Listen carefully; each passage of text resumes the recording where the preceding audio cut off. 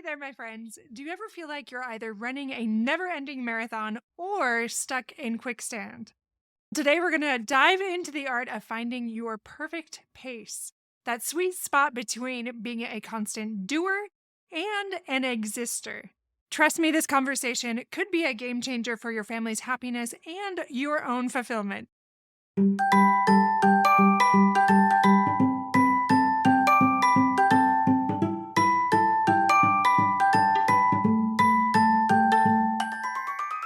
Hey parents, welcome to Fulfillment Therapy. Do you want to raise your kids better and have a stronger marriage?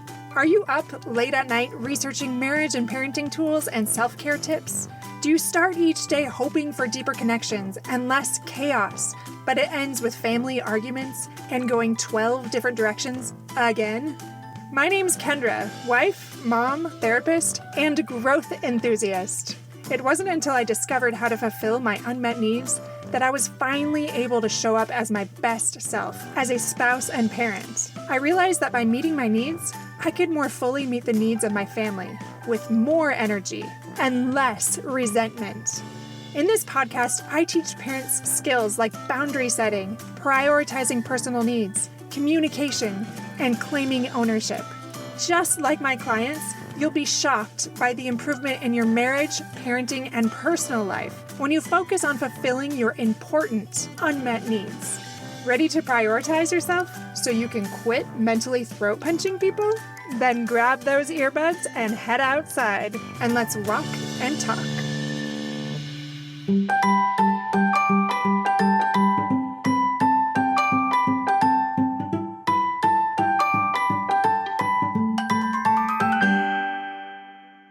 Welcome back to Fulfillment Therapy, the podcast dedicated to helping parents improve their mental health, wellness, and fulfillment. I'm your host, Kendra Nielsen, and today we're exploring how to find the right pace in a life to thrive as a parent and a spouse. Recently, my husband told me, "Love, I think you need to work on your pace." And my instinct was to get defensive or justify, but instead, luckily, I practiced being open and curious. And I've been thinking about it a lot since that conversation.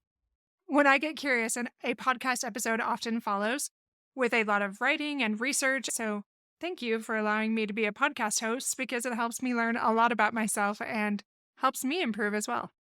Now let's talk about the spectrum of pace. So doers versus existers. Now this is something I came up with on my own, but I feel like it was a major epiphany for me, especially how it showcases different personality styles. Like in my marriage, I am the doer and my husband is the exister. Now, there's a lot of different words I could put in there for exister, but that's just a simple way to phrase it. Like some of us are just relax, go with the flow, taking things as they come. And the other one is proactively like, let's do.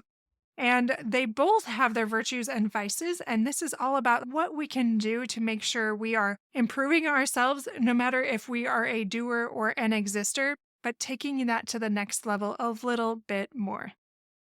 So what does a doer parent look like? The doer parent is constantly busy, always has a to-do list. They may struggle to relax or be present with their family. And they risk burnout because they can often neglect self-care, especially if they are an unhealthy doer in that vice side of the spectrum. So Sarah is a mother of 3, and she really prides herself on productivity. She volunteers at school, she works full-time, and she manages her home. However, she often feels exhausted and struggles to truly connect with her kids. Now, the exister parent tends to procrastinate and avoids responsibilities. And they might feel stuck or unfulfilled and risks missing out on personal growth and family experiences. So John is a stay-at-home dad, and he finds himself scrolling on social media for hours instead of engaging with his toddler or pursuing personal interests. Now let's talk about the virtue and vice of each extreme. Stephen Covey said, "The key is not to prioritize what's on your schedule, but to schedule your priorities."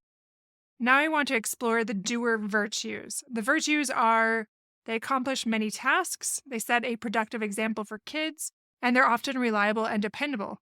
Now the doer vices, they may prioritize tasks over relationships, they risk burnout and sometimes those stress-related health issues, and they can create a high-pressure environment for the family.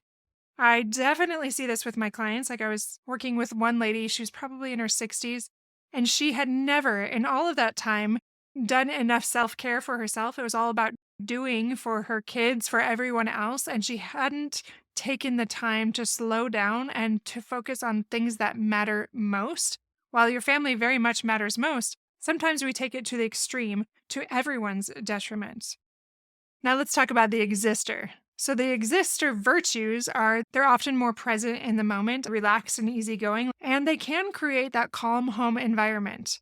But the vices of the exister is they neglect important responsibilities, and they often risk feeling unfulfilled or purposeless or listless.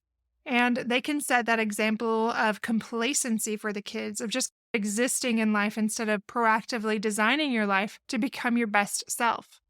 Now, both of these, when I was really practicing some curiosity and willingness to check my ego at the door, I recognized that both of these spectrums have elements of escapism.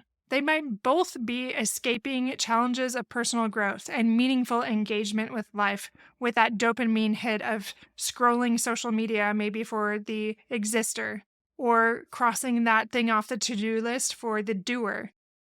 Again, doers may use busyness to avoid deeper emotional issues or relationship challenges, and existers might use passive activities to avoid confronting personal dissatisfaction or fears.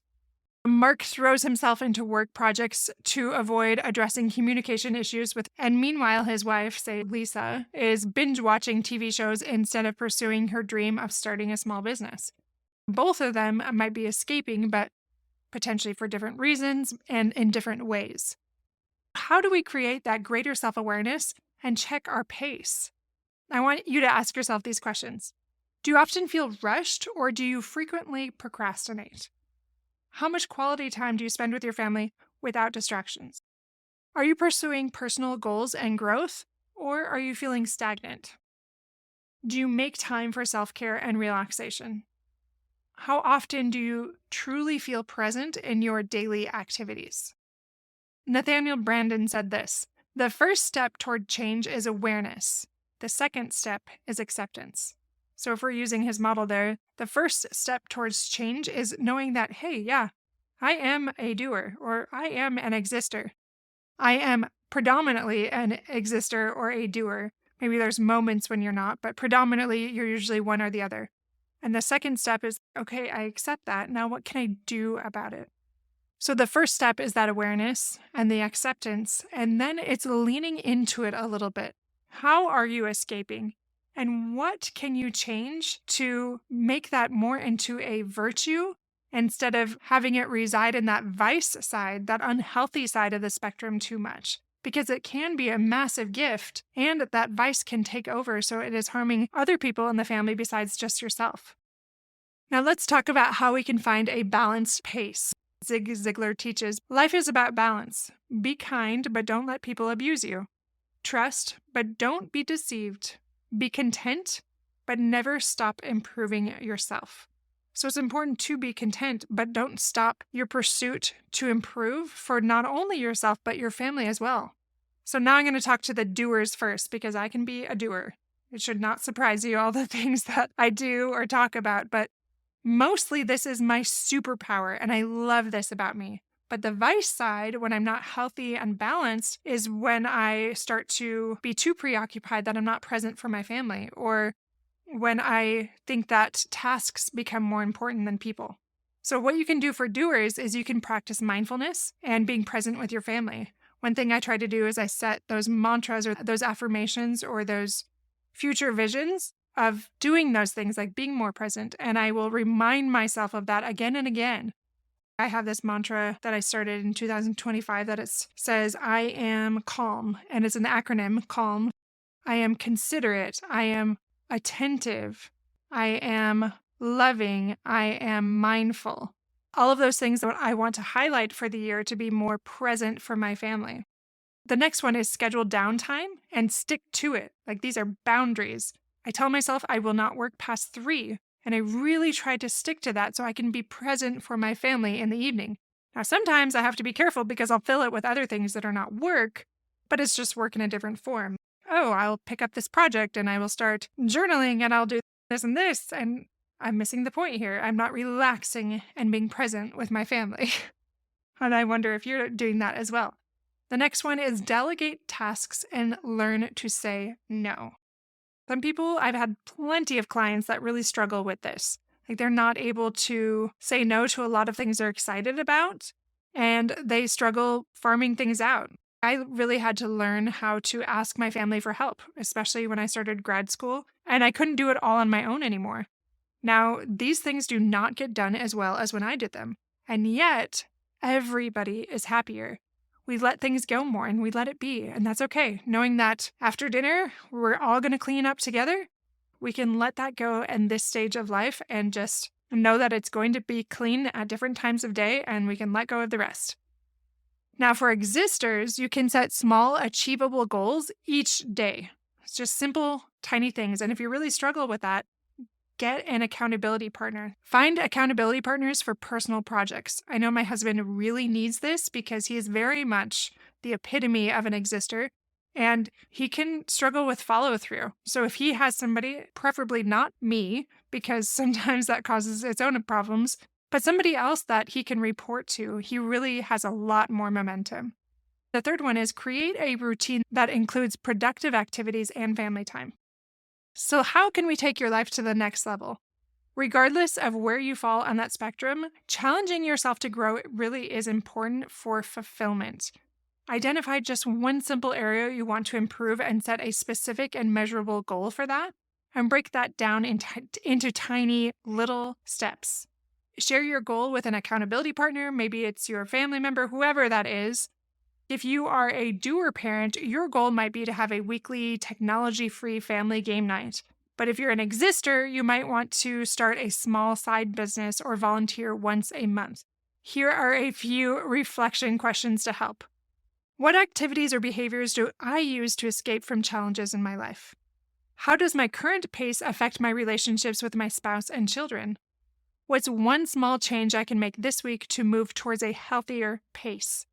What personal growth goal have I been putting off and why? Remember, my friends, it is not about perfection, but simply progress. So those small, consistent steps really can lead to significant changes in your life and in your family's life. And it's important, again, to model those things for our kids. Here are the key takeaways from today.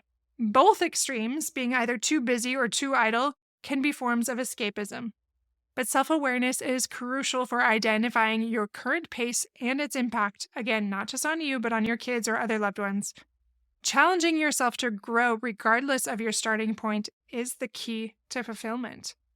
And those small, consistent changes can lead to significant improvements in your life and your relationships if you will allow yourself to grow and let go of that ego for a little bit and just get curious like I did. Had to put aside the ego for that one. All right, my friends, best of luck in identifying if you are a doer or an exister and what you can do to improve your pace for you and your children. Thanks for tuning in to Fulfillment Therapy today. I'd love to hear your thoughts on finding your ideal pace as a spouse and parent. You can reach out to us on Instagram or on Facebook. All of those links for where you can find us everywhere are in the show notes. You could also email us at hello@fulfillmenttherapy.org. And don't forget to check out our courses on fulfillmenttherapy.org if you want to take your life or even your business to the next level. Until next time, my friends, this is Kendra Nielsen reminding you that you have the power to create a fulfilling life at a pace that works for you and for your family, and that will help you live a fuller life without regret.